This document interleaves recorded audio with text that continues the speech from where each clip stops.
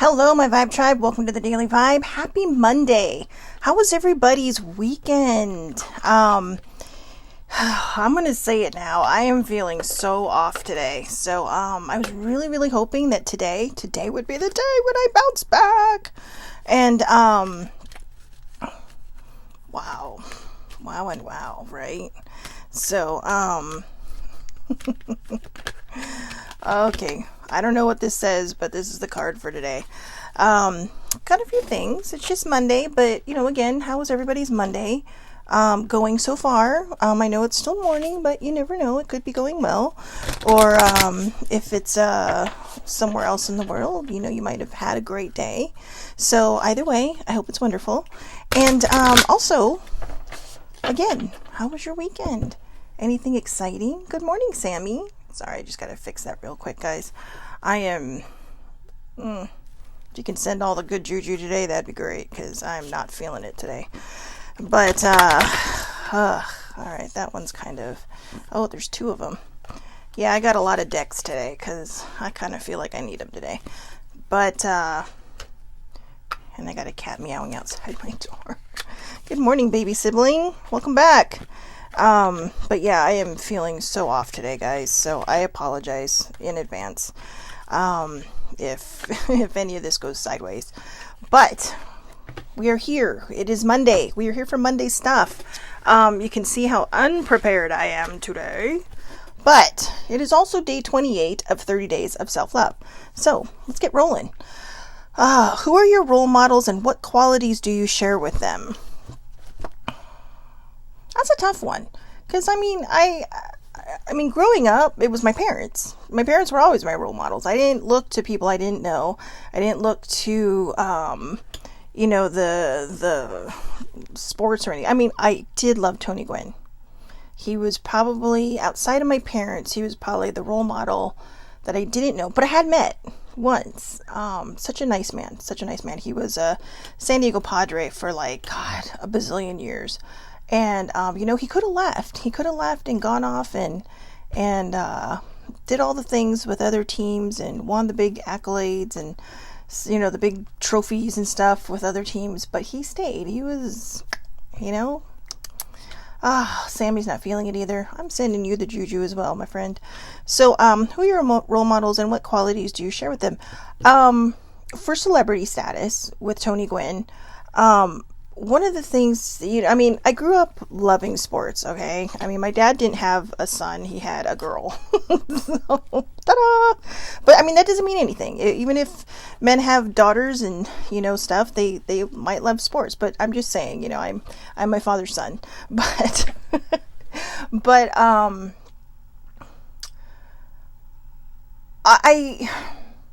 he was a very good hitter, okay? And this is a memory I remember having of him when I was about 19, I think. 19 or 20. Might have been 19 or 20.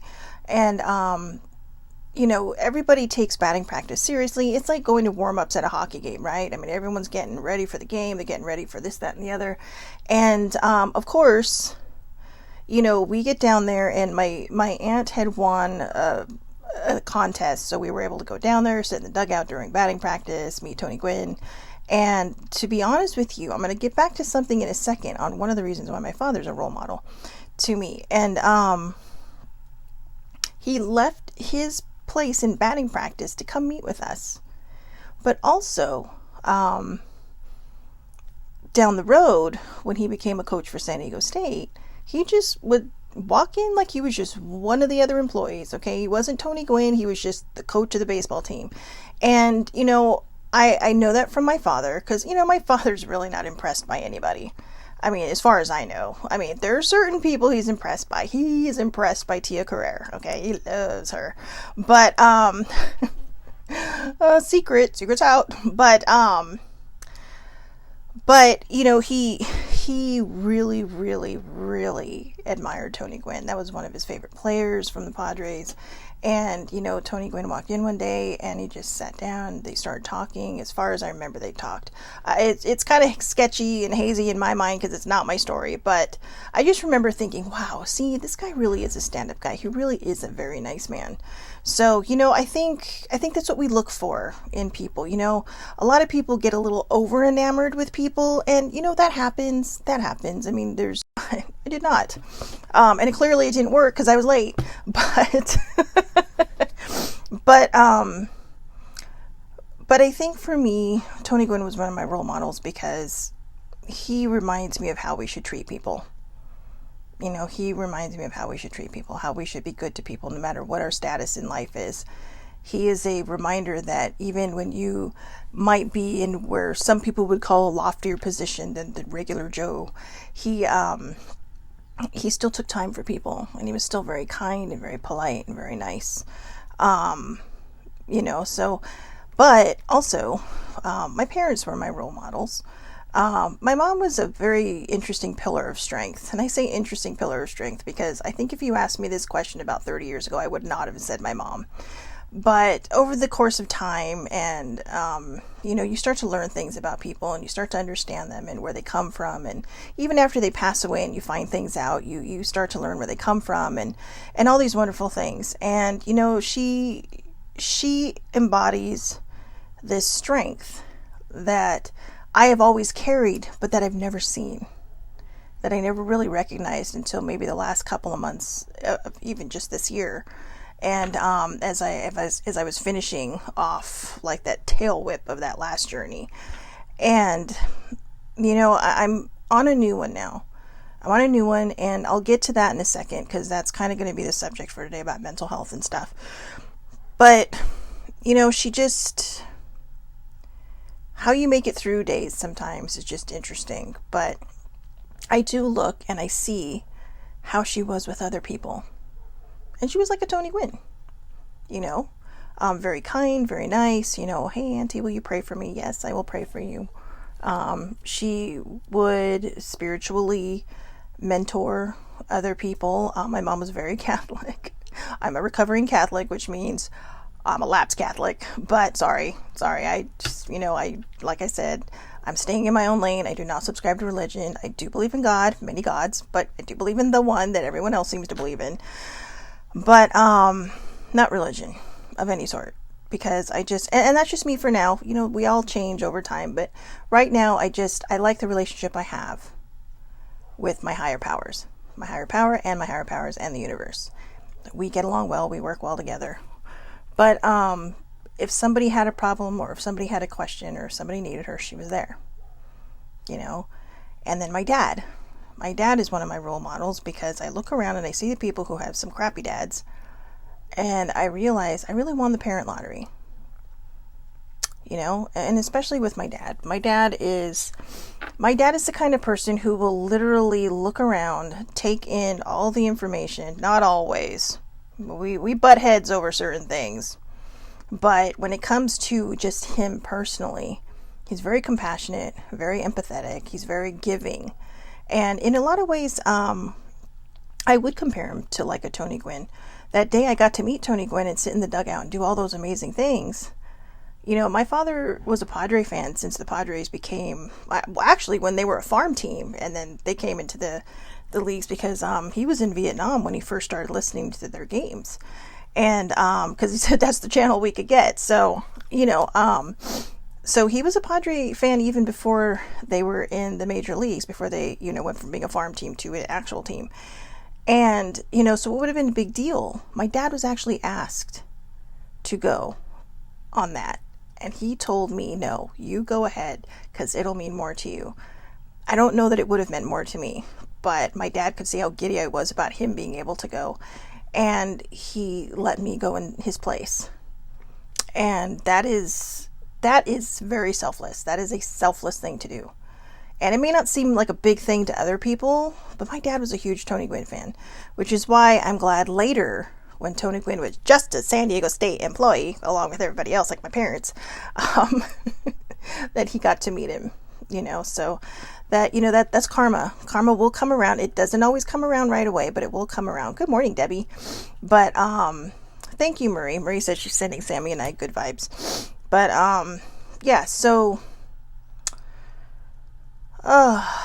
yeah, there was something, you see, this is my brain today.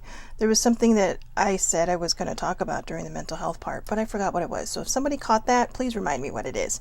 But, so yeah, day 28, 30 days of self-love. Who are your role models and what qualities do you share with them? Good morning, Ladina.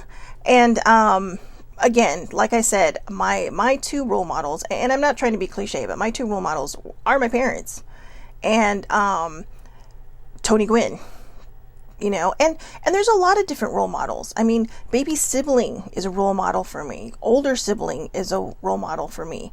I learn things from different people every day, but what I'm going for here when I say the three that I've said these are people who were in my formative years. These are people who were pretty much my everything until I was an adult. And yes, I include Tony Gwynn because, that guy started playing when I was a kid and he retired when I was an adult. So, when I got into baseball and I started when I started understanding baseball, from my mom's recollection, my very first baseball game, I was just months old, according to her, maybe a year. But when I finally started understanding, he was always my favorite player.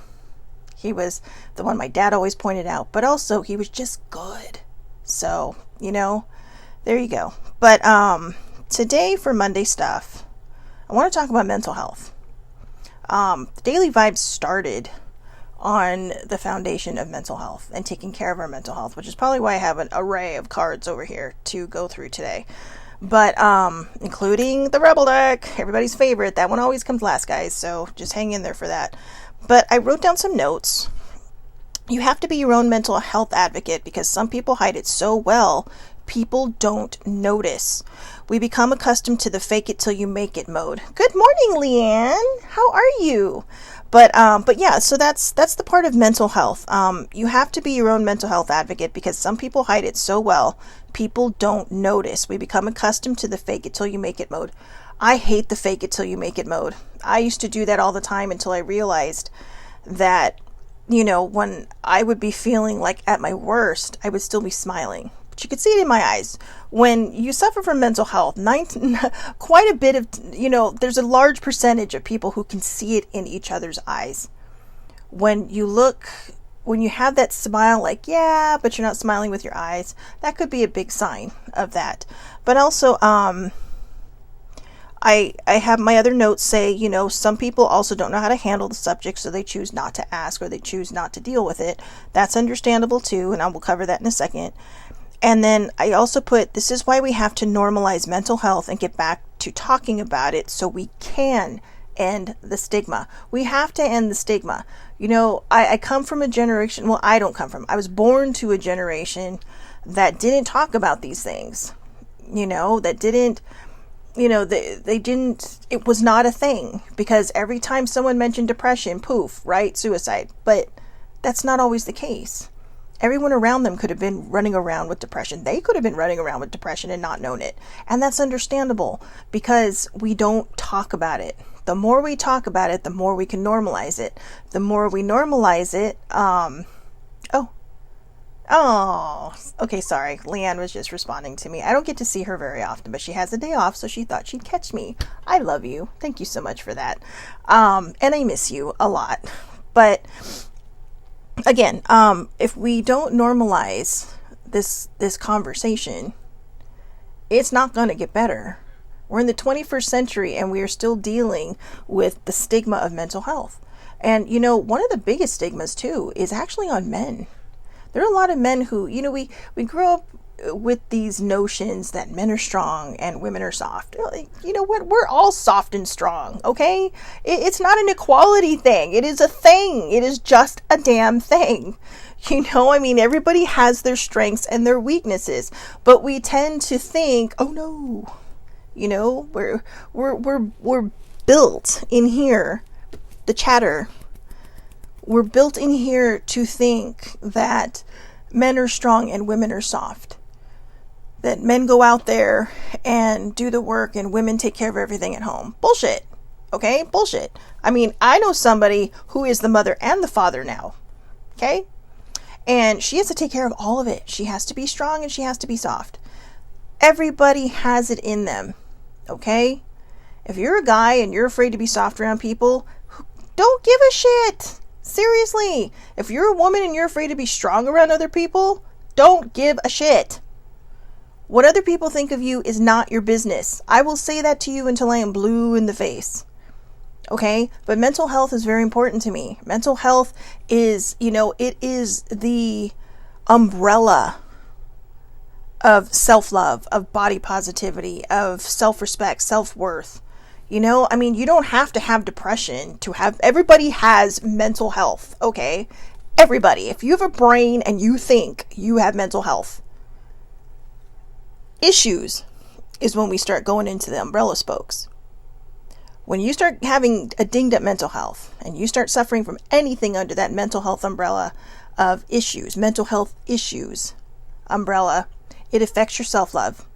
It affects your self-worth. It affects your self-respect, your self-esteem, your self-confidence, all the selves. It affects those. It in a way kind of puts a wrinkle in them.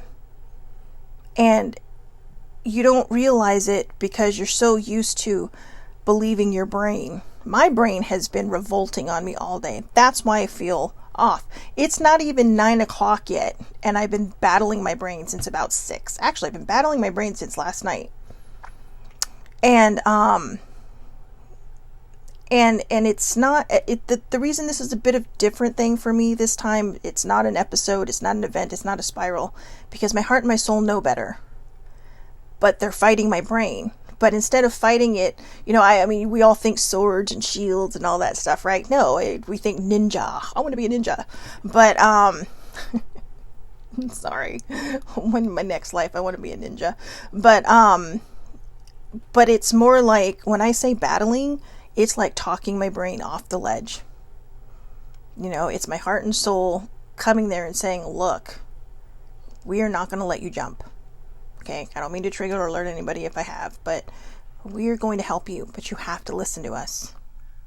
You have to listen to us. That's the hard part, is the listening part. But I think sometimes we don't want to deal. My mom didn't want to deal with my depression because I think in the long run, I don't think she knew how. And again, my mom was a very, very strong person. So maybe, and I'm just guessing here because I can't ask her and I don't know. But maybe I could ask her because, I got that gift. But I'm going to take a wild stab in the dark here and say that maybe she just didn't want to talk about it because she didn't know how to handle it. And for such a strong woman to not have the answers for something, that's got to throw you. That has got to throw you. Because, of course, the first thing that you come back to is, her family member who committed suicide. I didn't know that until I was in my teens. And that's just because, she asked me one time, well, are you depressed? And I was, but I didn't know it. But I was ashamed because I didn't understand it and we didn't talk about it. It wasn't normalized. And I said, well, maybe. And she's all, well, you can't be because you have a blah, blah, blah who killed himself over a woman. Well, it's not about a woman. It's everything that led up to that point. And in that split decision, he made one that couldn't be rectified. He made one that could not be corrected. And that happens. A lot of times in my experience from the things I've read and the statistics I've read, a lot of times when people do this, it is often a very spontaneous decision. It's not always something planned out, and it is something that we need to normalize. Again, we're in the 21st century. We're literally in the 21st year of the 21st century, and we're still talking about depression. Late at night when I'm writing and stuff, I kind of sometimes need background just to kind of keep my brain focused on certain things. And yes, I will watch The Golden Girls. I love that show. But you know what's interesting about that show? That show was done in the 80s. Okay? It was done in the late 80s. I'm not sure if it went into the 90s. It may have. But we're talking over 30 years ago. 30 plus years ago. They were talking about stuff we're still talking about now. That's 3 decades, guys. At what point do we grab hold of reality and start understanding that there are things that need to be fixed now. Now is the time. Everybody is in this state of flux. I don't even know what to call it, and we're all kind of floating around like little dandelion seeds, right? You're floating around trying to figure out where to land and where to grow. That's what everyone's doing. And when you look at it, it's beautiful, but it's like beautiful chaos. Okay, it is like beautiful chaos. You have people who are angry over certain things. You have people who are fighting for other things. You have people who are angry at the people who are fighting for other things. And then you have people who are, angry at those who are angry at them. But this is why I do these things. This is why there's like 1 billion YouTube videos out there of people trying to get one another to be positive, to listen to one another, to sit down and talk to each other. And this is where the conversation of mental health has to come in. We have got to normalize it so we can end the stigma and people can start getting the help they need. They can start getting the support they need. They can start getting the guidance that they need to start healing and feeling better. I can't tell you in the last 6 years, almost 7 years since my mom died, but 6 tomorrow since Sissy passed away. So tomorrow might be a little bit of an emotional day for me. I'm sorry, I'm warning you ahead. But I can't tell you how many times I've hit rock bottom since then. And I don't mean rock bottom in the sense where we think financially and all that stuff. I mean, it's a bit of a touch and go right now because, I am still looking for a job. But that's not the point. The point is, I know everything's going to work out. I know everything's going to be okay. It's scary, but that's part of the unknown, right? Oh, that's what I was going to talk about. Where I'm at today. I decided over the weekend, after I did all my full moon releasing stuff, this is going to sound a little strange, but just try to stay with me here. This was for my own mental health. And I was talking to an older sibling the other morning, and I told her, I said, there are a bunch of tiny little me's in there, and they're the traumaed me's. The ones that went through the trauma, the ones that had to deal with it after it was done, and the one where it finally came out because it was triggered and it just whoosh, all that pressure just built up until it was like a waterfall of tears and pain and years of secrets and holding things in and pretending everything was okay. And so I meditated and I went in and I met with young me. Okay. And, in that meeting with young me, I told her, I said, what do we have to do to move forward? Because I really want to move forward. I'm not one of those people who can go back to a time before the trauma.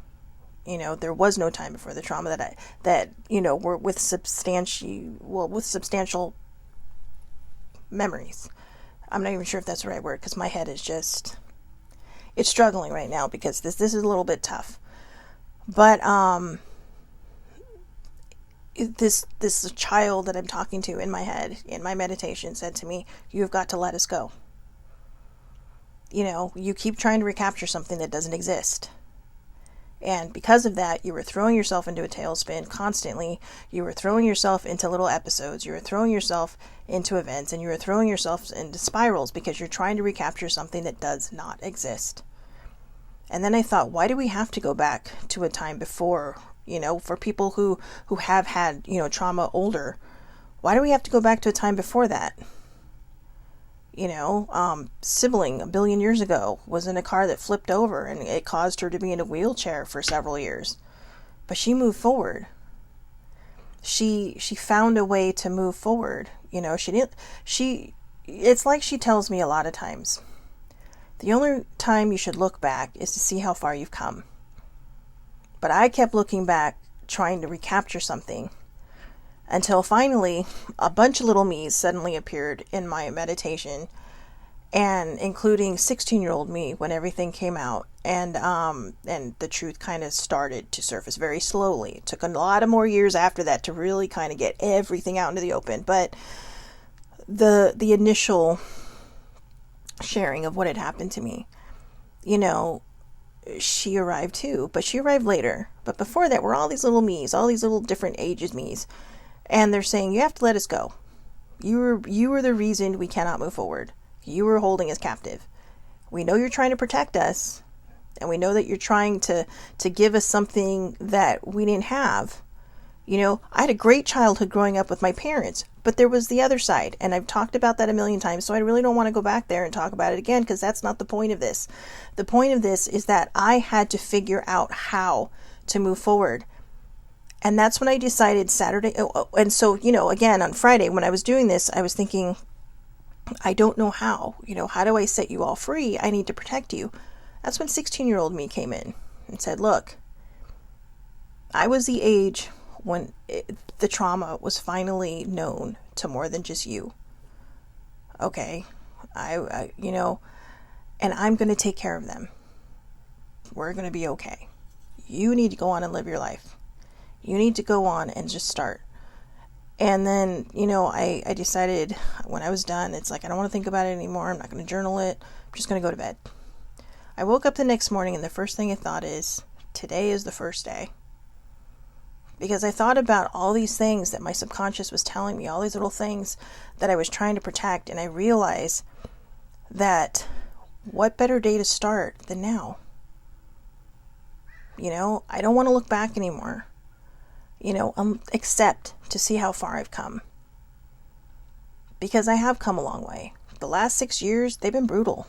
They have been brutal. I mean, there have been fun times, there have been happy times. I mean, you know, you've seen it. You've seen my, you know, my good posts, my little inspirational things that I get from all over the place, the fun things I've done. You see the nopes and the not todays, because the whole point of the Daily Vibe and the whole point of my Shellbell in the Moment project is to show that you can go from surviving to thriving, but that not every day is going to be perfect. Okay? The hardest part is, though, is believing in yourself. That's where other people come in. That's where your support comes in. That's where all the people that are around you that love you, you know, whether they understand what you've been through or not, come to support you and lift you up. My dad and I several years ago had a big conversation. And finally, it was interesting. When I finally told him, he's like, well, I wish I could understand what you're going through. And I said, I'm glad you don't. I said, I would not wish this on my worst enemy. And considering what we were talking about beforehand, it clicked in him. You know, and he still doesn't really understand it, but he tries to, well, I should say he doesn't understand it to a degree, but he tries to understand it. Or I should say he doesn't completely comprehend it, but he tries to understand it, because he tries to understand me. And that's the best thing. It was like that book I shared a week or so ago about the Yosemite Meditations for Women. He bought that for my mental health. You know, it was like, whenever you're feeling down, just, you know, here's a book. But, you know, it was beautiful. It was all quotes from all these very strong, powerful women. And it touched me. In fact, I cried. He's like, are you crying? And I'm like, yeah. I said, I know you don't understand, but I appreciate the fact that you're trying to. You know, so let's give everyone a break around us. Let's just try to, you know, understand, you know, ourselves without worrying about what other people think, okay? So let's just get to these cards really quick. I stand up for what I believe in. Clearly, with the Daily Vibe, that's exactly what I do. And I define my worth, and I am worthy. I am worthy. We're all worthy, right? I want you guys to remember that. I am worthy, okay? And, that's so funny, because that's exactly what I did. Tune in. Today, before doing what I normally do, I will take a moment to slow down, to place my hands at my heart space and take a few deep breaths. I will ask myself what I truly want, and I will honor however I am feeling. That is exactly what I did this weekend. I honored how I was feeling. I took into consideration all the things that little meditative me's were saying, and I moved forward. And I cried when I watched them all disappear one by one from my meditation. But then, you know, when I opened my eyes and closed my eyes again, they were all playing in this beautiful meadow. You know, and I think that was my subconscious telling me, that part of you, it's okay now. They're healed. I mean, they literally told me in my meditation, you are the one holding us captive. You are the one who cannot let us be free. And that made me cry too. Because I thought, God, I'm the one in my own way. And I'm constantly seeing, get out of your own way. I'm always telling you guys, right? Get out of your own way. Run around the obstacles if you can't jump over them. Crawl under them if you have to. Oh, but here I was standing in my own way. And I'm hoping now that I am out of my own way. It takes work. But like I said, I cried because it's scary. I used to be a control freak, okay? And now I'm having to let all that go. I'm having to let go everything I taught myself to keep my secret so many years ago. So my parents would never know. So my family, my teachers, anybody, so nobody would ever know. I taught these things to myself. I was taught by my groomer these things. And it messes up it fucks up your brain, okay? It really does. And I was living two parallel lives. The one of this, child who just wishes she could sit in a corner in the dark and nobody could see her. And then this other one who sometimes, even as a child, had to fake it till she made it because she didn't want anyone to know. She didn't want anyone to get into trouble. She didn't want anyone to hate her, even though that wouldn't have been the case. Bad things happen to good people, okay? But that doesn't mean it has to define us. We can use it to catapult ourselves up. But I share these things again because I have that gift of gab. I have a writer's mind where things just come out of my mouth. And if my story helps somebody else, then, it's all been worth it. Even if it just saves that one person, it's all been worth it. Okay, so I'm going to read the Rebel Deck card and then I'm out of here. I'm out. Got things to do today. But I just want to thank everybody for watching and hanging in there today. I know today was a bit of a rough subject to start with. Oh, thank you, baby girl. I miss Leanne. Leanne lives on the other side of the world from me. Okay, the other side of the country, but still, it feels like the other side of the world. Thank you. Big hugs from me to you. I love you. I love her so much.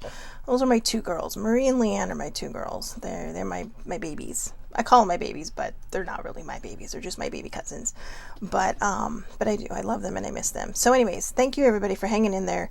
For holding on. I know this is a rough subject for a Monday, right? Monday, they're all shit, Shelly. Really? Fuck you. It's a Monday. And you're starting us off with this shit. I want to start it off now because I want you to be aware of the people around you. Okay? Not everybody has depression. Some people just have the blues. But if you see someone with the blues, say, look, you know what? I don't know what's happening with you, but if you need me, I'm here.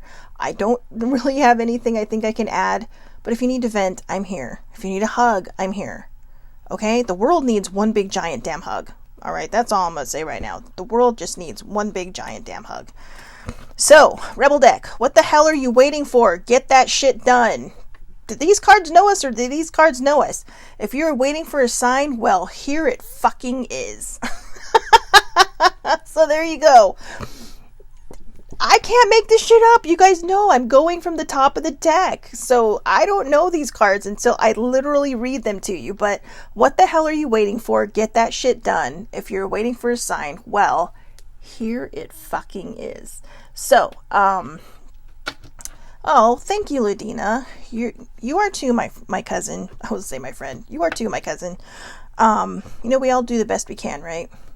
And guys, just as a side note, just because I share my story. Now, I'm gonna be honest with you. It is not easy to share this. One of the reasons my dad and I had our big conversation is because I had to make sure that he was okay with me sharing what I do share. Because, a lot of people will say, well, their parents should have known. My parents never knew. So all you people out there who say the parents should have known, no, they shouldn't. That's why we need to normalize these things. That's why we need to tell kids, hey, you got to talk to us. Don't worry about what other people think. What I say, and because I love you, I need to protect you. And my parents always told me, if anything bad happens, you need to tell us. But, I didn't. They gave me that out, and I didn't. So they did everything they were supposed to do.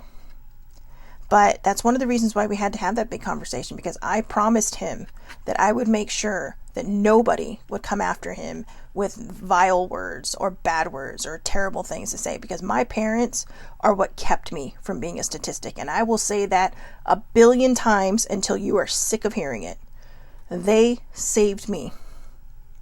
They gave me the life that I needed, and they gave me the tools and the strength to finally figure out who I am. It may have taken me a long time to really kind of put them into play, but you know what? I'm right where I'm supposed to be at the time I'm supposed to be there to talk to everybody, to share this. But that doesn't mean everybody has to. The only person who needs to know your story is you. But you also need to be the one to heal it. And it might hurt, it might sting, you may need professional help to get you through it. But whatever it takes, make sure you have that support system, okay? Even if they don't understand what you're going through, even if you don't understand what they're going through, be that support system and say, hey, you know what? If you just need me to hold you or hug you or to just listen to you vent, I'm okay. I'm here for you, okay? So, one last time, leave on a high note. What the hell are you waiting for? Get that shit done. If you're waiting for a sign, well, here it fucking is. So there you go. I felt like throwing that one across the room, right? Just to end on that finale. I hope everybody has a wonderful, wonderful day. I'll try to come up with something a little more bright and cheery tomorrow, okay? So we'll make Tuesday Thoughts a little bit more fun and whimsical and raise it up a bit. So I hope everybody has a wonderful, wonderful day. I will talk to you all tomorrow. Thank you again for watching, and thank you for watching The Daily Vibe. Have a great day.